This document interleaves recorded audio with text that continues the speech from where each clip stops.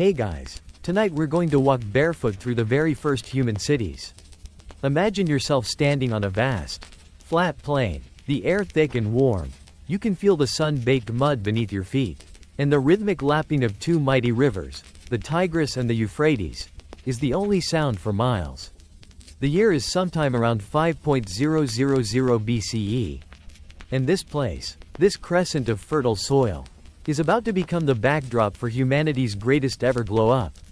Over the next few hours, we'll be building with mud bricks, carving the world's first ever stories, and inventing literally everything you need to survive, from calendars to contracts. Just a heads up, you probably won't survive this journey without a good mosquito net and a severe case of mud in your toes.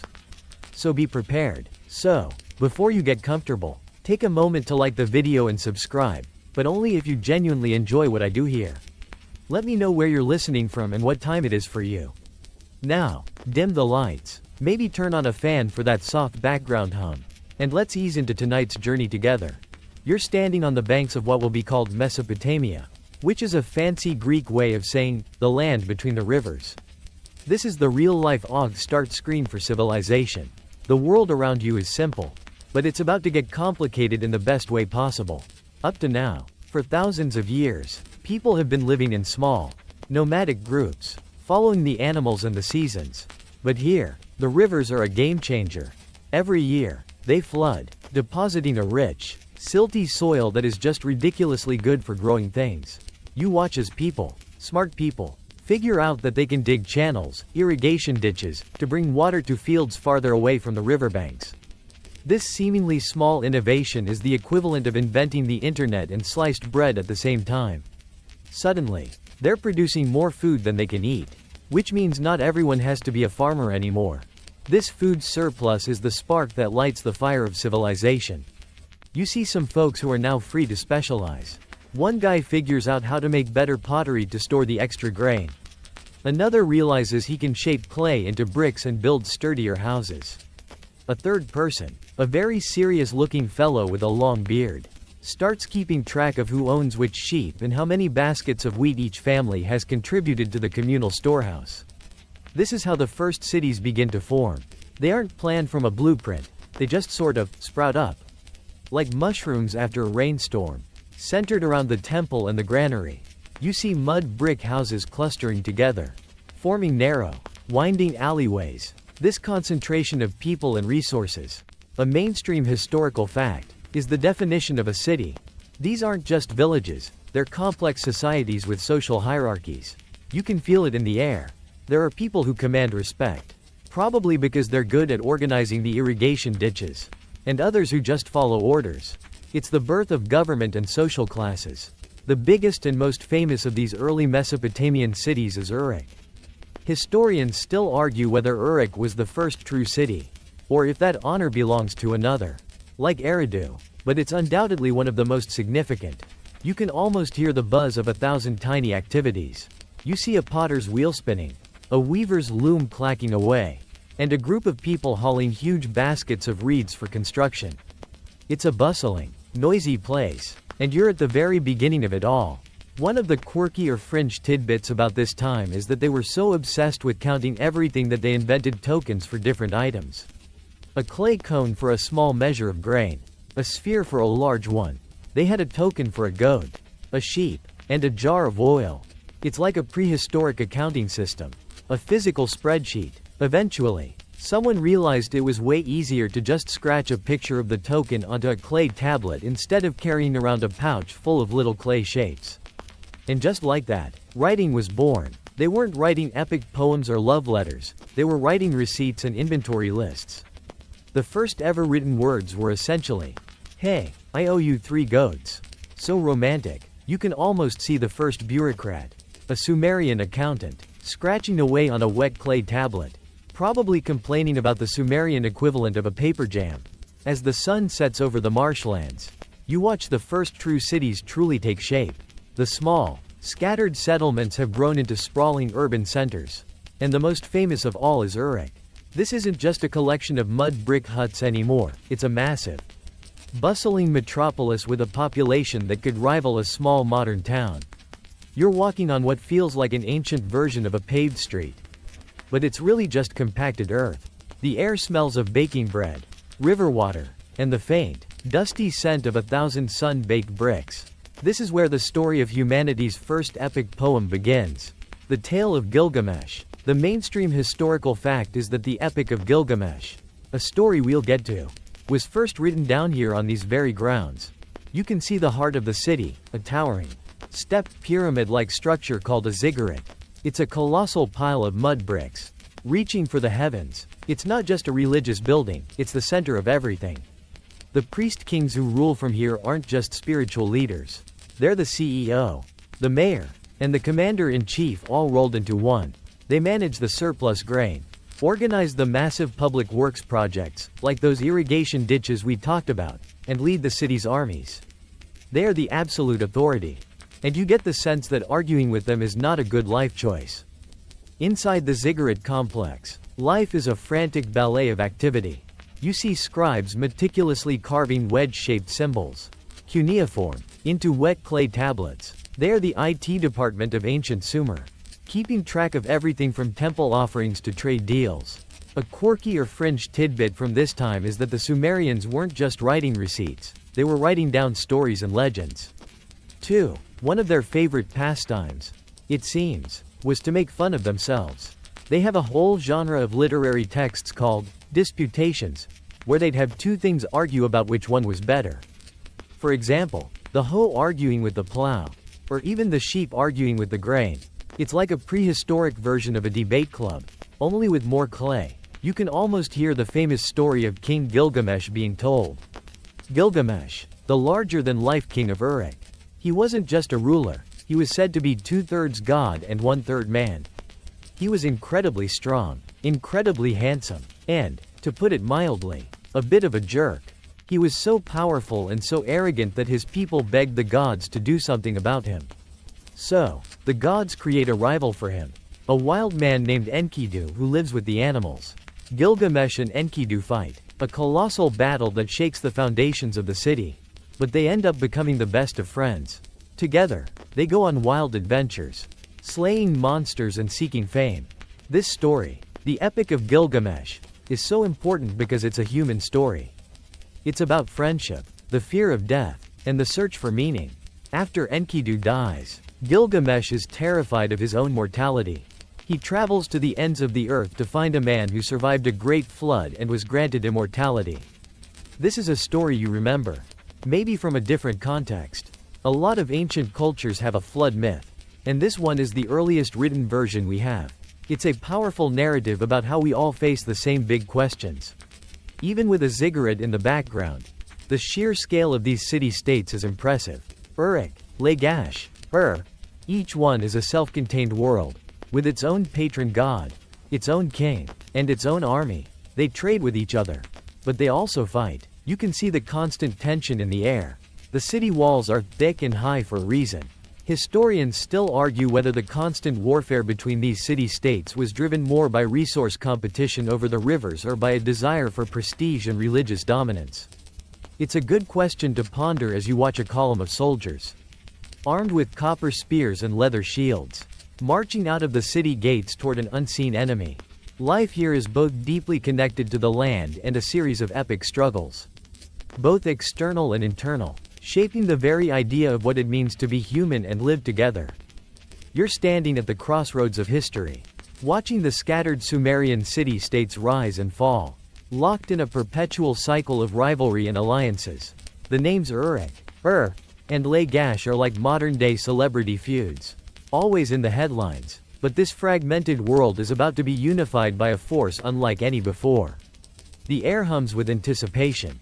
You feel a shift in the political winds as a new power begins to emerge from the northern part of Mesopotamia.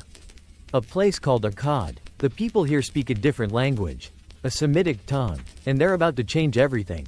This is where you meet Sargon, a man whose name will be etched into the tablets of history.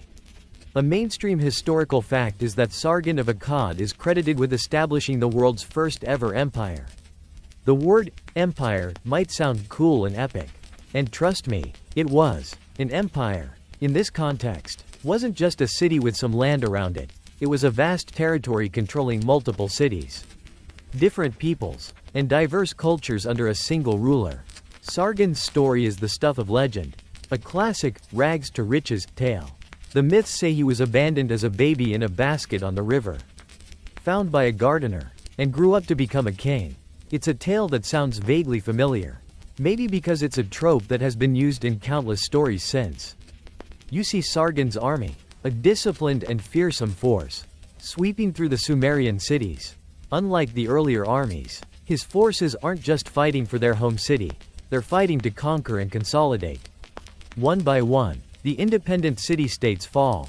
You watch as the ancient walls of cities you just explored crumble under the weight of his ambition. Sargon doesn't just defeat his enemies, he installs his own governors, tears down the old city walls, and establishes a new, centralized administration. He creates a system where a single king rules over a diverse group of people. From the mountains to the sea, he becomes the king of the four corners of the world, and you feel the ground literally shaking under the weight of this new, massive political entity. The Akkadian Empire is more than just a military conquest. It's a cultural fusion. The Akkadians adopt the Sumerian cuneiform script but adapt it to write their own language. A quirky or fringe tidbit is that Sargon's daughter, Enheduanna, was a high priestess and the first author in history whose name we know. She wrote beautiful poetry and hymns to the goddess Inanna, and her work provides a stunning window into the religious and cultural life of the time. Imagine, the first recorded author was a woman who was also the daughter of the world's first emperor. It's a pretty powerful combination. Historians still argue whether Sargon's rule was truly a benevolent consolidation or a brutal military occupation. While the peace and stability his empire brought were undeniable, the price was the loss of independence for the individual city-states. The constant warring stopped, which was a huge plus. But the local kings and priests had to answer to a new, distant power. You get the sense that while some people thrived under this new order, others mourned the loss of their old way of life. The Akkadian Empire is a complex, beautiful, and sometimes brutal tapestry. For the first time, you see different ethnic groups and languages interacting on a grand scale. You can walk through a market where someone is haggling over grain in Sumerian while another is selling copper tools in Akkadian. The sheer scale of it is breathtaking. But this golden age of unity, like all things, doesn't last forever. The empire eventually collapses under the pressure of internal rebellion and external invasion, proving that holding together such a vast territory is an incredibly difficult job. You see the signs of decline, famine, rebellion, and a loss of central control, as Sargon's descendants struggle to maintain his legacy. The brief, glorious flame of Akkad flickers and dies out, and Mesopotamia once again returns to a chaotic patchwork of independent states. But with a new memory, the memory of empire. The grandeur of the Akkadian Empire has faded, leaving a power vacuum in its wake. The land between the rivers has returned to a state of squabbling city-states, each vying for dominance. You feel the constant tension, the low-level hum of conflict that defines this period. But history, like the rivers themselves, has a way of carving a new path. Out of the chaos, a new power center rises to prominence. A city-state you've only heard whispered about before, Babylon. This city, sitting on the Euphrates, is about to become the most famous city in the ancient world. You arrive in Babylon, and the first thing that strikes you is its sheer size and sophistication. It's a city of brick, not mud, and the streets are laid out in a grid, not the winding alleyways of Uruk. The buildings are grander, the temples more ornate. It feels like a city that is not only powerful but also deeply organized. A mainstream historical fact is that Babylon's fame is largely thanks to one man, King Hammurabi. He's not a larger-than-life figure like Gilgamesh or a mythical founder like Sargon. He's a meticulous, detail-oriented administrator, a king who understood that true power wasn't just about conquering land, but about creating order. You can feel Hammurabi's influence everywhere. He's the one who consolidated the disparate laws and customs of his kingdom into a single, comprehensive legal code. You see it inscribed on a massive stone stele, a pillar standing tall in the city square. This is the Code of Hammurabi. It's not just a collection of rules, it's a social contract. The laws cover everything from trade and family matters to criminal justice. You read some of the rules: an eye for an eye, a tooth for a tooth. This phrase, which you've heard before, wasn't just about revenge. It was about creating a system of justice where the punishment fit the crime. A way to prevent endless blood feuds.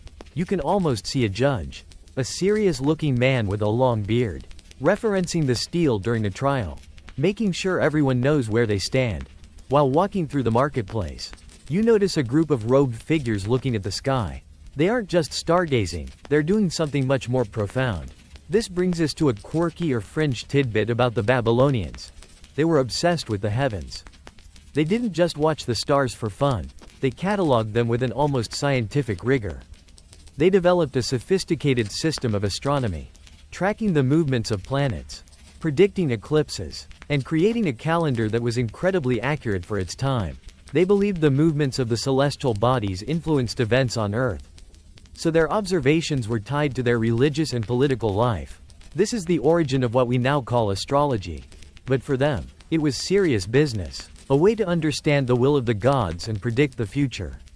You get a sense that these ancient stargazers were the rock stars of their time, consulted by kings before making any major decisions.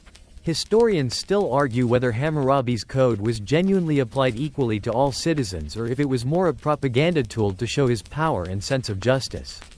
While the code was progressive in some ways, offering protections for women and the poor, it also had different punishments depending on a person's social class. If a nobleman broke your arm, he paid a fine. If a commoner broke your arm, he'd get his own arm cut off. So, maybe it wasn't a perfect system, but it was a system. And that was a massive step forward. As the sun sets over Babylon, you stand on a bridge over the Euphrates, watching the city lights twinkle in the water. The city is a testament to the power of law, order, and knowledge. The Babylonians took the legacy of their predecessors, the writing, the cities, the religious beliefs, and refined it into something truly magnificent. They created a civilization that was not just powerful on the battlefield, but also in the courts and in the night sky. The city's influence will echo for centuries, a beacon of learning and law, even as other empires rise and fall around it. As the rivers of Mesopotamia flow behind us, the desert sun beats down, hot and unforgiving. You trudge westward, a sense of vastness and emptiness surrounding you until, in the distance, you see a thin green line. It's a ribbon of life, a snake of fertility winding through the desert. You've reached the Nile Valley, and the air immediately feels different, cooler, more humid, and with the scent of water and papyrus plants. This is ancient Egypt, and everything here is shaped by one thing: a mainstream historical fact, the Nile River. Unlike the unpredictable and sometimes violent rivers of Mesopotamia, the Nile is a dependable, predictable friend. Every summer, without fail, it floods. You watch as the river swells, gently overflowing its banks and depositing a thick layer of rich, dark silt onto the surrounding land. When the water recedes, the soil is perfect for growing crops. This annual, reliable gift from the river allows the Egyptians to build a stable, prosperous civilization. They don't have to worry about sudden, catastrophic floods or brutal famines. The Nile is their calendar, their highway, and their God all in one. You get the sense that the people here feel a deep, abiding connection to this river, a kind of serene trust that you didn't feel in the tense, ever-squabbling city-states of Sumer. This geographical certainty shapes everything about Egyptian culture. Instead of living in constant fear of the gods, they feel a sense of cosmic harmony, a concept they called Mayat. It's a word that means truth, balance, and order. You see this reflected in their art, which is symmetrical and orderly, and in their architecture, which is built to last for eternity. The world here feels less like a messy, human drama and more like a carefully choreographed dance. You walk through a small farming village on the banks of the Nile. The houses are simple, made of mud bricks just like in Mesopotamia, but the atmosphere feels more relaxed. You see farmers working in the fields, their tools simple but effective. You pass fishermen in small reed boats, pulling in their nets. A quirky or fringe tidbit about ancient Egyptian life is that they absolutely loved board games. One of their most popular games was called Senet, which means passing. It's a bit like a mix between chess and checkers. And it was so popular that pharaohs were buried with boards to play it in the afterlife.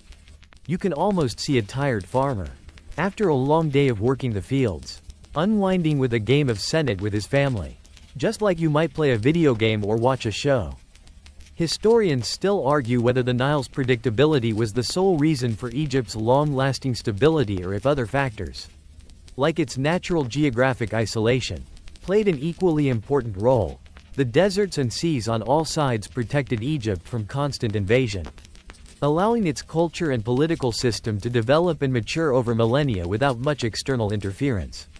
It's a good question to ponder as you watch a long line of boats, laden with grain and goods, sail smoothly up and down the river.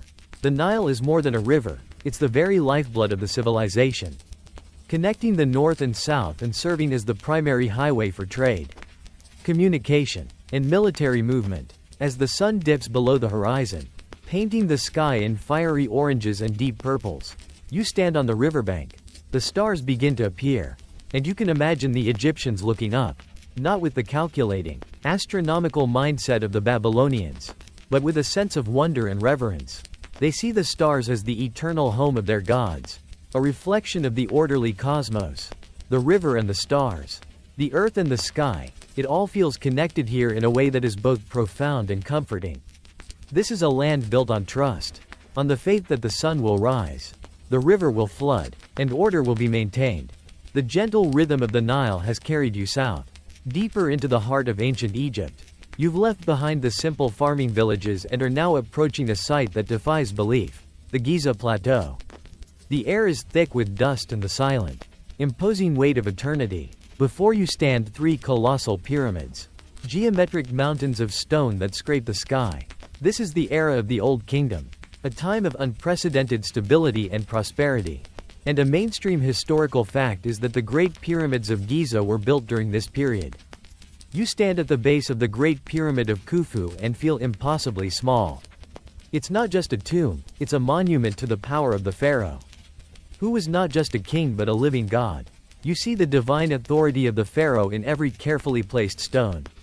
He is the central figure, the embodiment of Maat, the one who maintains order and harmony between the human and divine worlds. Building these tombs was not just about securing a safe journey for the pharaoh into the afterlife, it was a cosmic duty, a way to ensure the continuity of the entire universe. The logistics of building something like this are mind-boggling. Historians still argue whether the pyramids were built by a massive, enslaved workforce or by a well-organized, highly motivated labor force of skilled workers and farmers. Recent evidence, like the discovery of workers' villages and bakeries, suggests it was more likely the latter. During the Nile's annual flood season, when the fields were underwater, farmers would be conscripted to work on these grand public projects. It was a form of tax, a way to contribute to the greater good of the kingdom and the divine order. You can imagine the sheer force of human will and organization required. Thousands of men cutting and dragging millions of huge stone blocks from quarries, then hauling them up ramps and fitting them together with a precision that still mystifies engineers today. The whole operation was a masterpiece of ancient project management, an early example of a society mobilizing for a single, colossal goal. A quirky or fringe tidbit is about the pyramid's protective features. The builders were not just concerned with getting the pharaoh's body inside, they were also obsessed with keeping looters out.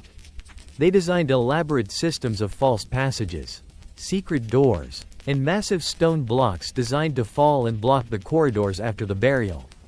One of the most interesting details is a so-called portcullis system, a series of heavy granite slabs that would slide down, sealing the burial chamber. Imagine a prehistoric, stone-based version of the security system from an action movie, complete with traps and dead ends. It didn't always work. Of course, most pyramids were looted in antiquity. But you have to admire the effort. You walk around the base of the pyramid and feel a sense of permanence that is almost overwhelming.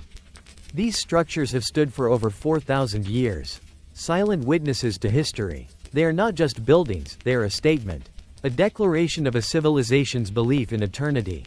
The pharaohs of the Old Kingdom were obsessed with the afterlife, and they believed that by preserving their physical bodies and providing themselves with everything they would need, food, furniture, servants carved in stone, Of course, they would achieve immortality. This focus on the afterlife, a core part of ancient Egyptian religion, shaped everything from their art to their politics. As the sun sets, casting long, dramatic shadows across the sand, the pyramids turn from a dusty yellow to a fiery orange. You see the pharaoh's funeral barges, the boats that would carry his spirit to the next world, still preserved in pits near the Great Pyramid. This is a civilization built on faith, order, and a single, unwavering belief in the divine power of one man to ensure the harmony of the cosmos. The Old Kingdom, with its pyramids and god-kings, is the high water mark of this singular vision, a truly timeless era. The colossal shadows of the Giza pyramids are fading in your memory. And the grand, timeless scale of the Old Kingdom is giving way to something more intimate. You've moved forward in time, to a period known as the Middle Kingdom. The political landscape is a bit more complex now. The pharaoh's power is no longer absolute in the same way. And local governors, called nomarchs, hold more sway. But the core of Egyptian life remains the same, a continuous flow with the Nile. You're not exploring the massive, awe-inspiring monuments of the gods anymore. Instead, you are walking through a bustling, vibrant Egyptian town, a mainstream historical fact that shows us the daily life of ordinary people. You walk through narrow, sun-drenched streets lined with mud brick houses. Unlike the grandiose tombs, these houses are humble and practical, designed to keep out the heat. They often have an open courtyard in the center for cooking and socializing. You can almost smell the baking bread and the savory stews simmering over small fires. You see families sitting on reed mats, children playing with clay animals, and neighbors chatting across their rooftops. Life here feels less about a single divine ruler and more about community. You enter a workshop and watch an artisan at work. This period saw a rise in craftsmanship and the production of beautiful, smaller-scale works. The artisan is meticulously carving a statuette of a person or a god, polishing it to a fine sheen.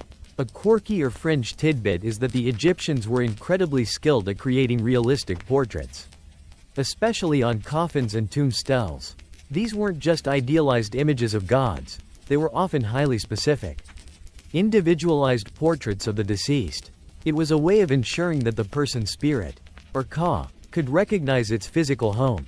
They were essentially creating the world's first ever headshots, just for their eternal social media profile. Historians still argue whether the Middle Kingdom was a golden age of stability and cultural flourishing or a time of internal tension and political maneuvering. On one hand, you have beautiful literature, intricate art, and a general sense of prosperity. On the other hand, the pharaohs had to constantly deal with the growing power of the nomarchs, which eventually led to a period of instability. It's a bit like a modern federal government struggling with powerful state governors. Was the peace real, or was it just a quiet struggle for control bubbling under the surface?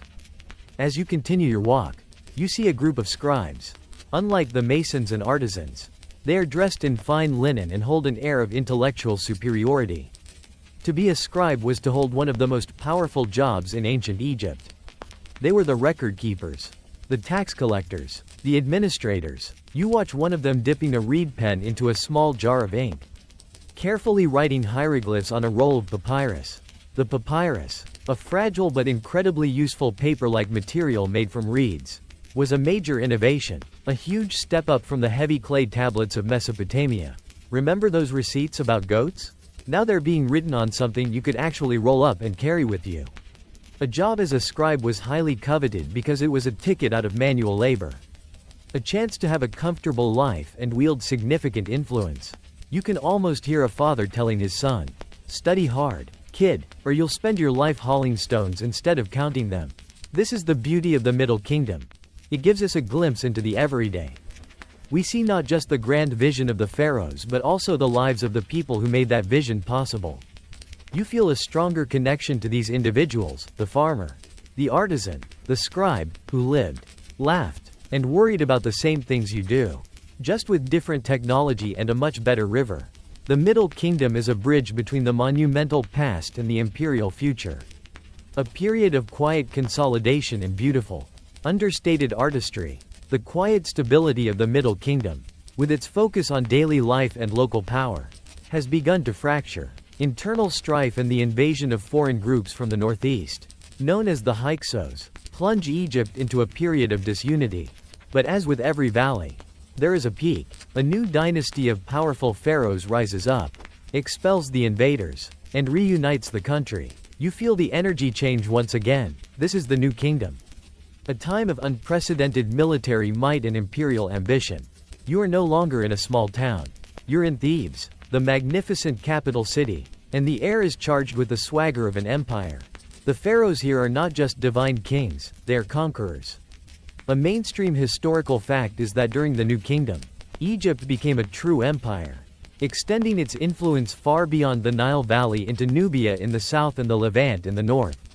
You see the evidence of this expansion everywhere: foreign goods filling the markets, foreign soldiers in the army, and the wealth of conquered lands pouring into the city. This is the era of some of the most famous pharaohs in history. You walk past the Temple of Karnak, a forest of colossal columns and obelisks, and you can feel the presence of Queen Hatshepsut. She was a woman who ruled as pharaoh, not just a regent for her son, and you can sense her fierce determination. She commissioned massive building projects and trade expeditions, including a famous one to the mythical land of Punt. A quirky or fringe tidbit is that for a long time after her death, later pharaohs attempted to erase her from history, systematically chiseling her image off of monuments and statues. Why? Historians still argue about this, but it was likely a combination of political motives and a desire to maintain the traditional idea of a male pharaoh. Her story is a fascinating glimpse into the complex gender politics of the ancient world, a story that was only pieced together through the tireless work of modern archaeologists. You then turn a corner and see the colossal statues of another famous New Kingdom pharaoh, Ramesses II. He's often called Ramesses the Great for a reason. He was a military leader who fought legendary battles, a master builder who commissioned more monuments than almost anyone else, and a pharaoh who ruled for an incredibly long time. You see his name carved everywhere, a testament to his confidence and power. But the most intriguing story of this era, the one that captivates you, is that of Tutankhamun. He wasn't a great conqueror or a master builder. In fact, he was a minor pharaoh who died young. His fame comes from a completely different source: his tomb. Unlike all the other royal tombs that had been thoroughly looted, Tutankhamun's tomb was discovered almost completely intact in the 1920s. You imagine walking down into that dusty, dark burial chamber and seeing the unimaginable wealth, solid gold chariots, elaborate jewelry, and the iconic gold death mask. Historians still argue whether his premature death was due to a chariot accident, an infection, or something more sinister like foul play.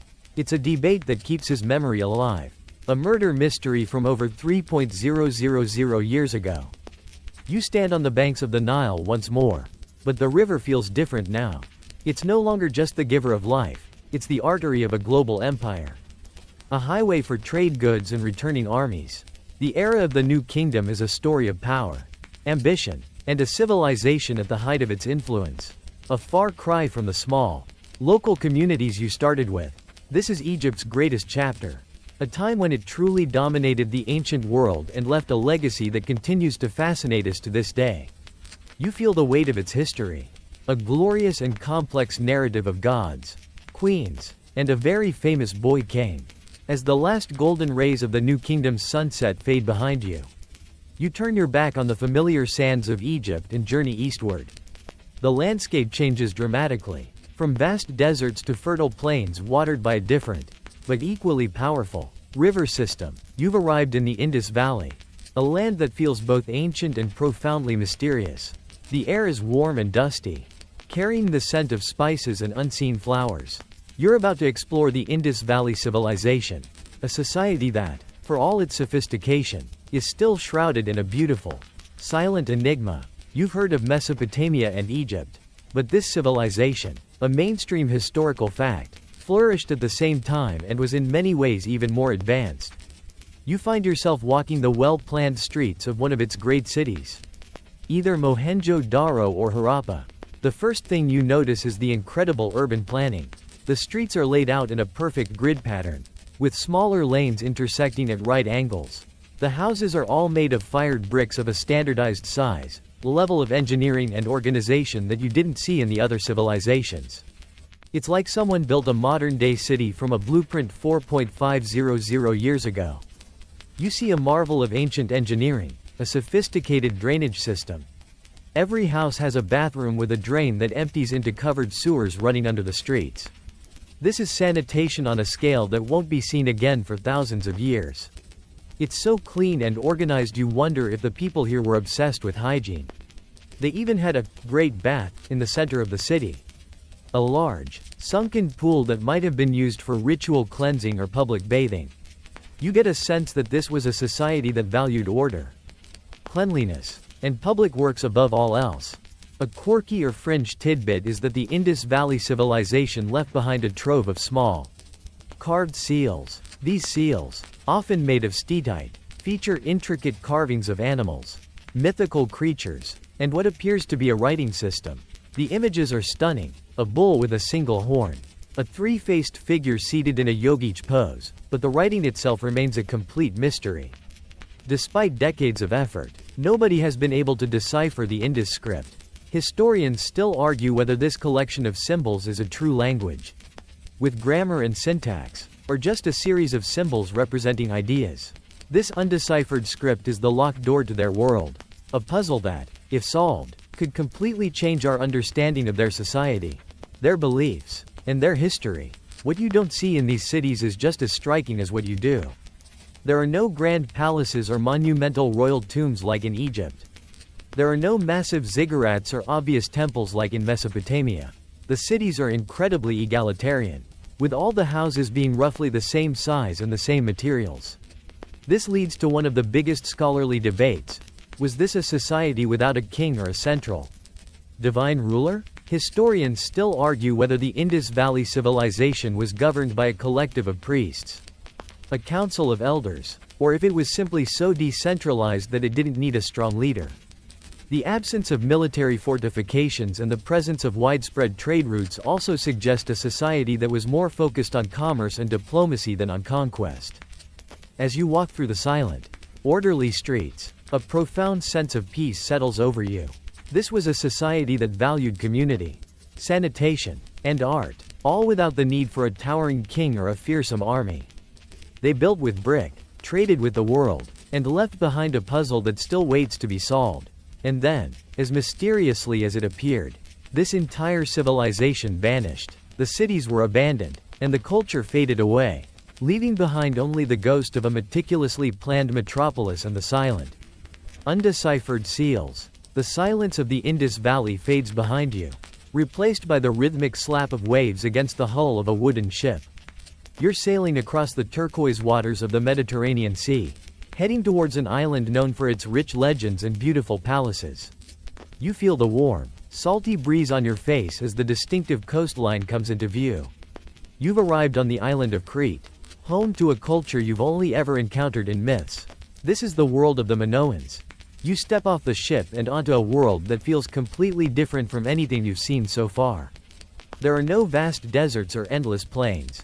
The island is rugged and mountainous, with cypress trees dotting the hillsides and vibrant flowers in bloom. You feel an immediate sense of connection to the sea. The Minoans were expert sailors and traders. And a mainstream historical fact is that their civilization flourished because they controlled a vast trade network across the Mediterranean. They were the original maritime empire, the unchallenged masters of the waves. The first place you go is to the heart of their world, the Palace of Gnosis. This isn't a grim, fortified citadel like some you'll see later.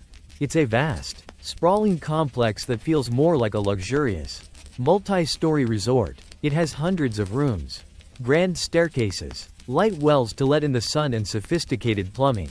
You see vibrant frescoes painted on the walls, depicting scenes of nature, courtly life, and rituals. They show graceful dolphins, leaping bulls, and beautiful women in elaborate dresses. The whole palace is a riot of color and life, a testament to a society that seemed to value art and pleasure as much as power. A quirky or fringe tidbit is that the Minoans had a strong connection to the bull. The frescoes show young men and women performing a dangerous sport called bull leaping. where they would grab a charging bull's horns and vault over its back. We're not entirely sure if this was a religious ritual or just an incredibly risky form of entertainment. But you have to admit, it makes a modern rodeo look a little tame. This bull imagery is also the source of one of the most enduring myths of the ancient world. The story of the Minotaur. The myth says that a half-man, half-bull monster lived in a labyrinth under the palace, and King Minos would feed it young men and women. The hero Theseus eventually sails to Crete, finds his way through the labyrinth with the help of a ball of string, and slays the beast. You walk through the sprawling, interconnected rooms of Gnosis, and you can see how the myth of the labyrinth was born. The palace itself is a maze of passages, stairs, and courtyards. It would be incredibly easy to get lost, especially without a guide. Historians still argue whether the Minoan civilization was a truly peaceful one. While they lack the massive fortifications and depictions of warfare that you'll see in other cultures, they did have weapons and powerful rulers. Some scholars argue that their control of the sea was so absolute that they didn't need to fortify their cities. They were so dominant that no one dared attack them, making their peace a product of their power, not a lack of it. It's a good question to ponder as you look out from the palace's highest terrace, watching a fleet of Minoan ships sail gracefully over the sea. The Minoan civilization eventually came to a sudden and dramatic end. A massive volcanic eruption on a nearby island, Thera, caused a huge tsunami that devastated the coastline of Crete. It plunged the region into a dark age. While some people survived, the economic and political shock was too great. The power of the Minoans waned, and the island eventually fell to invaders from the mainland. The image of the peaceful palace, with its frescoes and bull leapers, is a beautiful one, but you get the sense that even on this idyllic island, life was still subject to the whims of nature and the shifting tides of power. The beautiful, peaceful world of the Minoans is now a memory, a lost chapter in a book of myths. The volcanic eruption that weakened them has set the stage for a new, more aggressive power. You sail away from Crete and head north, to the rocky, mountainous mainland of Greece. The atmosphere immediately feels different. The air is harsher, the landscape more rugged, and a sense of martial tension hangs over everything. You've arrived in Mycenaean Greece, a culture that is a mainstream historical fact for being the inspiration for Homer's famous epics, the Iliad and the Odyssey. You approach the city of Mycenae itself, and you immediately see the difference. This isn't a sprawling, open palace like Gnosis. It's a fortified citadel, built on a high hill, surrounded by massive, cyclopean walls. The stones are so large you wonder how human hands could have possibly lifted them. The entrance is a majestic gateway called the Lion Gate, with two massive lionesses carved in relief over the archway. The whole place screams, "Do not mess with me." You get the sense that the people who built this place were not just traders, they were warriors. Inside the citadel, you see the palaces of the Mycenaean kings. They're smaller and more compact than Gnosis, but still grand. The central hall, or megaron, is a large throne room with a central hearth, a place for feasting and holding court. You can almost imagine the king, a powerful warlord, holding a banquet, surrounded by his loyal warriors. They were a warlike society, and the art they left behind reflects this. You see daggers and swords, some beautifully decorated with scenes of lions hunting. The heroes from their legends, Agamemnon, Achilles, Odysseus, were not just mythical figures. They were based on the kinds of kings and warriors who lived in these very citadels. This is the Bronze Age, and their power was built on the mastery of metalworking. A quirky or fringe tidbit is that the Mycenaeans had their own writing system. Called Linear B, it was a more advanced form of the Minoan script. Linear A, and for a long time, it was also a mystery. But in the 1950s, a team of brilliant scholars finally deciphered it. It turned out to be an early form of Greek. What did the tablets contain? Mostly, they were bureaucratic records, inventories of livestock, lists of workers, and records of palace supplies. They weren't writing epic poems or philosophical treatises. They were writing memos and spreadsheets. Imagine discovering the language of the heroes of the Trojan War and finding out they were mostly just obsessed with keeping track of who had how many cows. It's a classic case of the mundane side of a glorious history. Historians still argue whether the Trojan War, the central conflict in Homer's epics, was a real historical event. While there is archaeological evidence of a city that fits the description of Troy and evidence of conflict during that time, it's impossible to know if it was a real war with real heroes like Achilles and Hector or a grand epic poem woven from a much smaller, real-world conflict. It's the ultimate academic debate, the intersection of myth and history. And you get the sense that the truth is probably somewhere in the middle. The Mycenaeans were a people who fought, feasted, and left behind a legacy that would echo for thousands of years, long after their own civilization had collapsed. The end of the Mycenaean world was sudden and catastrophic. Around 1200 BCE, a period of widespread collapse and migration, often called the Bronze Age collapse, swept across the entire Near East. The great Mycenaean citadels were burned and abandoned. We don't know exactly what caused it.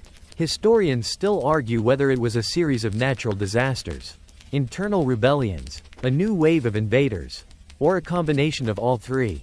You feel the ghost of that collapse as you walk through the silent ruins.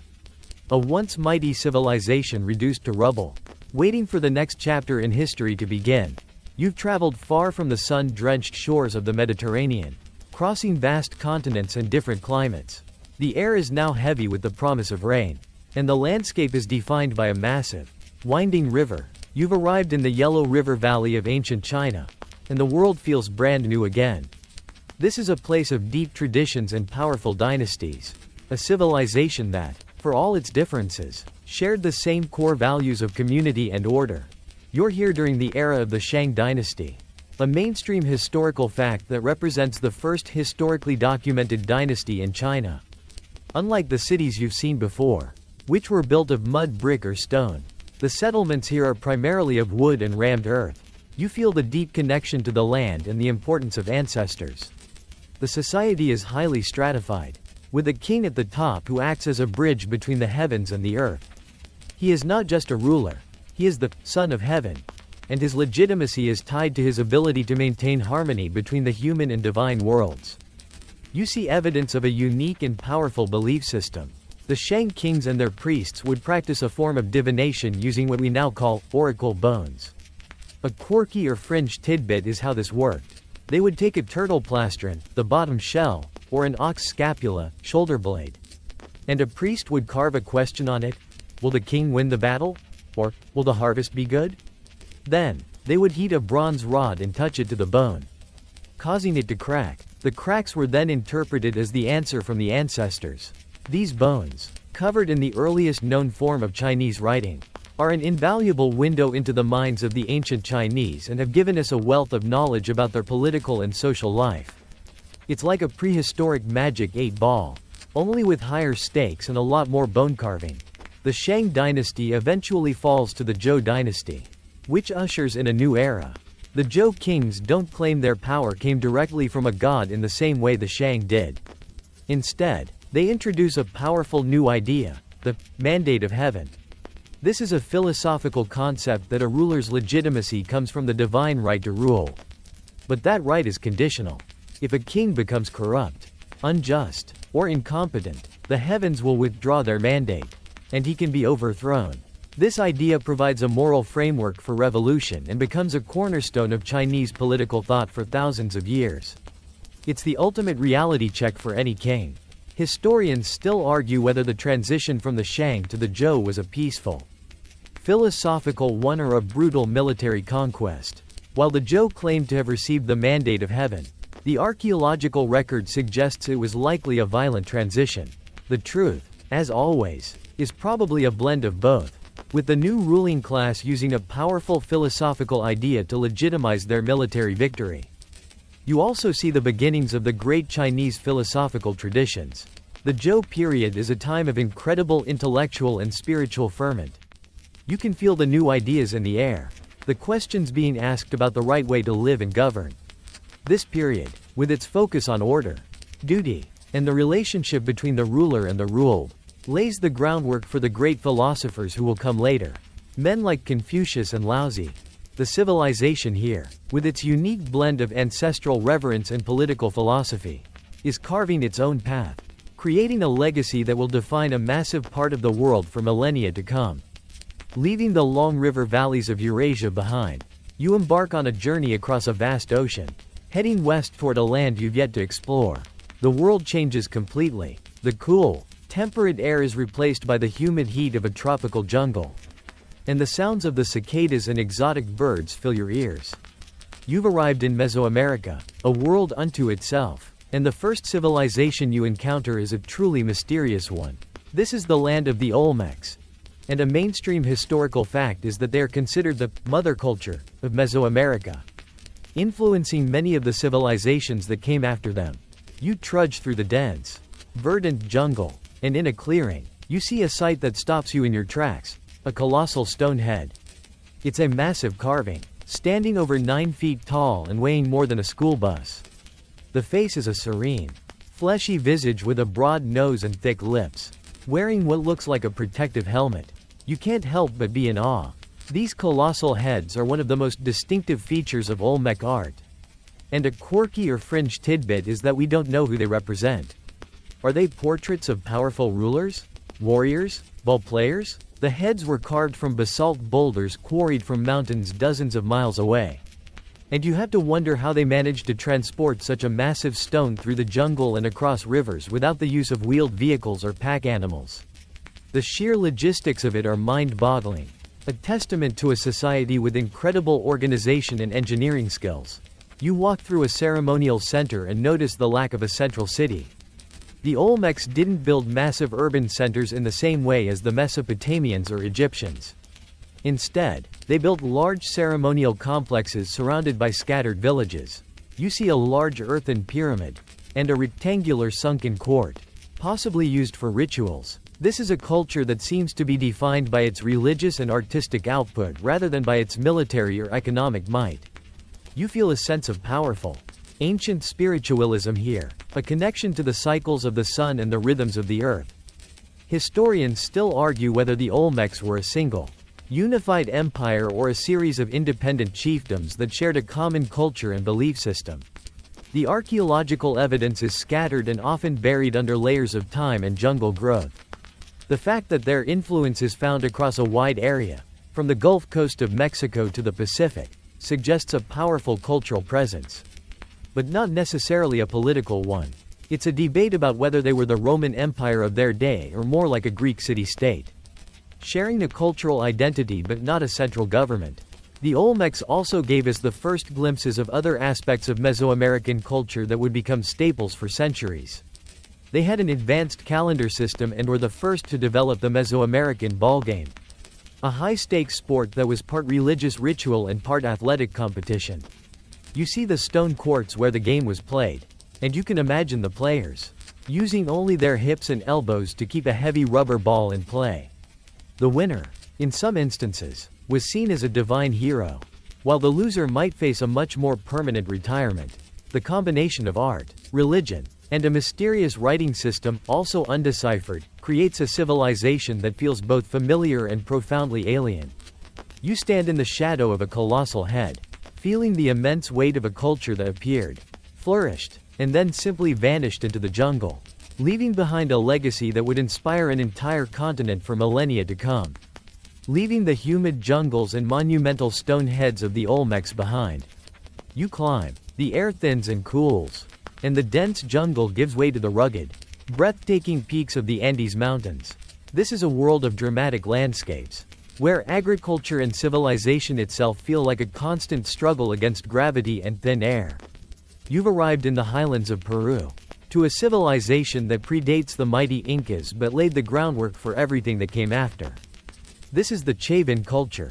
And a mainstream historical fact is that they were a major influence on the religious and artistic traditions of the Andean region for hundreds of years. You arrive at Chavin de Huantar, their most important ceremonial center. The first thing you notice is the unique architectural style. U-shaped temple complexes with a sunken courtyard in the middle. The buildings are made of precisely cut stone, and you feel the weight of their purpose. This wasn't a city for living but a place for worship and pilgrimage.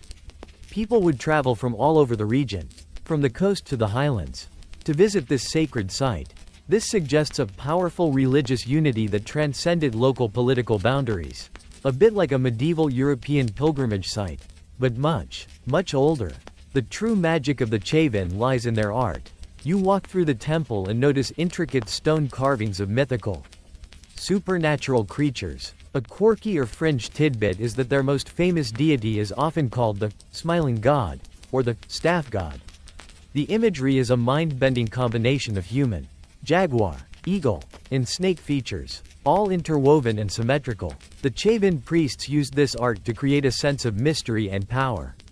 Some of the art is found on stels deep inside the temple, where they would only be seen in near total darkness, perhaps lit by a flickering torch. This use of light and shadow, combined with the mind-bending imagery and the acoustic design of the temple, likely created a truly hallucinatory experience for the people who came here. You get the sense that the priests of Chavin de Wantar were masters of theatricality, using architecture and art to manipulate the senses and create a powerful spiritual awe. Historians still argue whether the Chavin culture was a military empire, a powerful economic network, or just a widespread religious cult.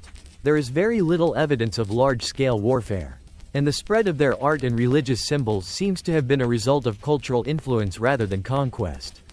It's a debate about whether they were the conquerors of the Andes or simply the spiritual leaders.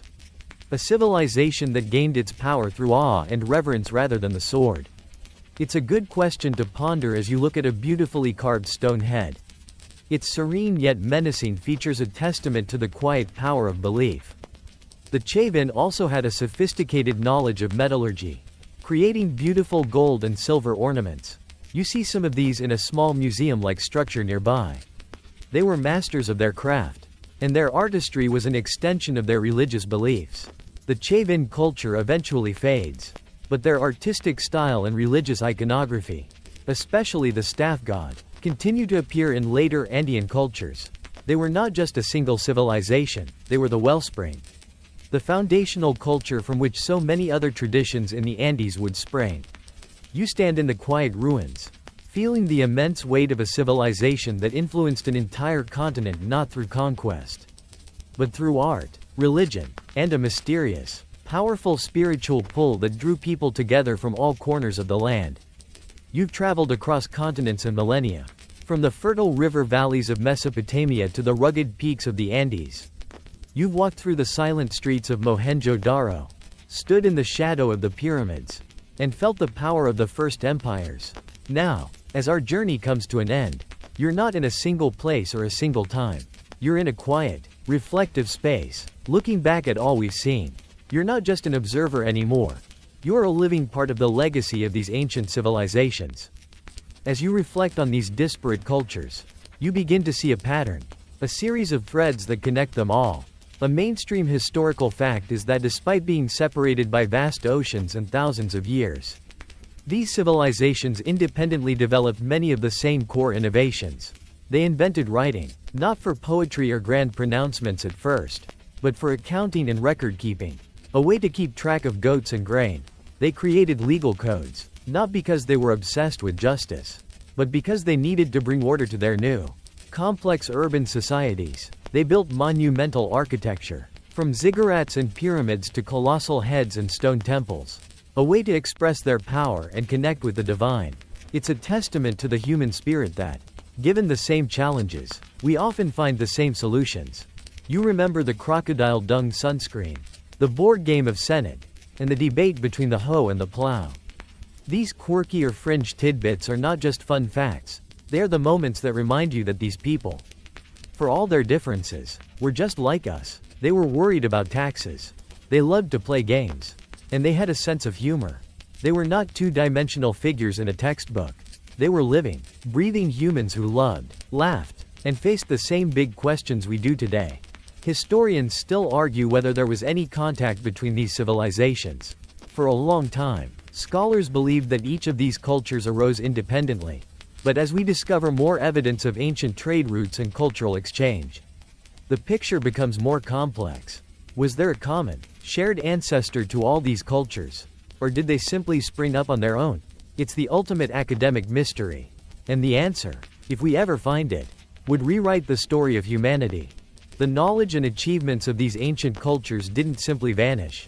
They were passed down, refined, and built upon. The Babylonian knowledge of astronomy was passed to the Greeks, who refined it into a more scientific method. The Egyptian understanding of medicine and engineering was passed to the Romans. The Olmecs and Chavin laid the foundation for the Aztecs and Incas. The Zhou dynasty's philosophical ideas gave rise to Confucius. Every step we take today, from writing a receipt to a complex piece of code, from building a skyscraper to a new form of government, is built on the foundations they laid. You feel a profound sense of connection to these people, these ancient pioneers. You remember standing on the plains of Mesopotamia, watching the first cities rise, and you feel a part of that story. You remember walking through the silent streets of the Indus Valley and feel a connection to that sense of peace and order. You remember the warlike Mycenaeans and the beautiful Minoans and feel a connection to that age of heroes and myths. Our world is not separate from theirs, it is a direct result of their triumphs and their failures.